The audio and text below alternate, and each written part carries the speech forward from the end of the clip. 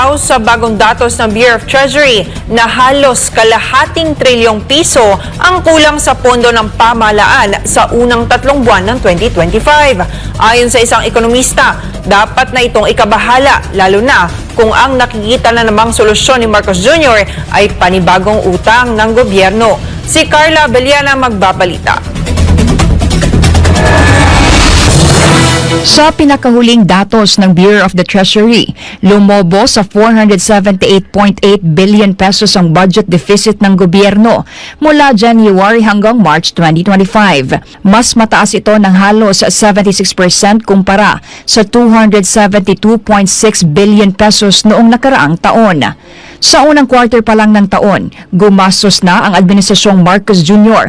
ng 1.48 trillion pesos, mas mataas ng higit 270 billion pesos kaysa sa 1.21 trillion pesos na nagastos noong 2024. Ayon sa Bureau of the Treasury, ito ay katumbas ng 31% ng buong taong disbursement program na 6.18 trillion pesos. Bagamat sinabi ng Bureau of the Treasury na makokontrol ang fiscal deficit sa target na 1.5 trillion pesos ngayong taon.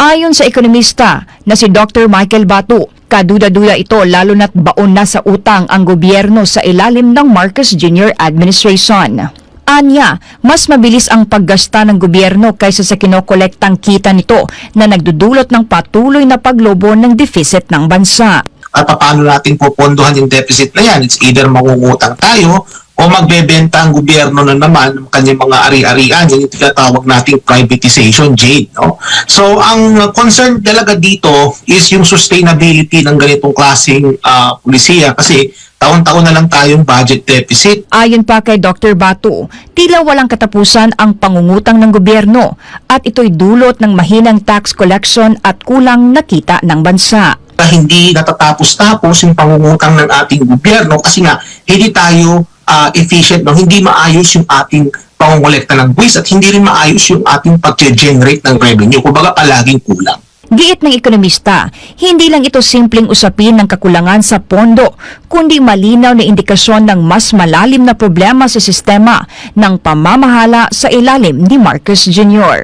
Kinakailangan matino yung gobyerno. So, ibig sabihin ng matinong gobyerno, halimbawa, kailangan puksain ang graft and corruption. Itong nakikita nating sitwasyon ng ating gobyerno sa ngayon, na mas malaki ang inilalago ng paggastos kaysa sa revenue generation, hindi na ako nasurpresa dito pero nakakabahala ito kasi yung kung paano ito pupunan ng ating gobyerno, that remains to be seen kung anong discarding gagawin nila dyan. Habang patuloy ang pagtaas ng fiscal deficit ng bansa, nananawagan si Dr. Batu sa pamahalaan na tutukan ang mga ahensyang bigo sa pagkolekta ng kita at ayusin ang pangkabuang estratehiyang pinansyal ng gobyerno. Kung nakikinig nga raw ang pamahalaan kay Marcos Jr., ay dapat itong silipin at tutukan ang mga opisina at ahensyang hindi umaabot sa kanilang revenue target. Anya, dapat gawa ng agarang aksyon ang mga ito dahil kailangang makalikom ang gobyerno ng sapat na kita upang mapunan ang lumalaking gastos.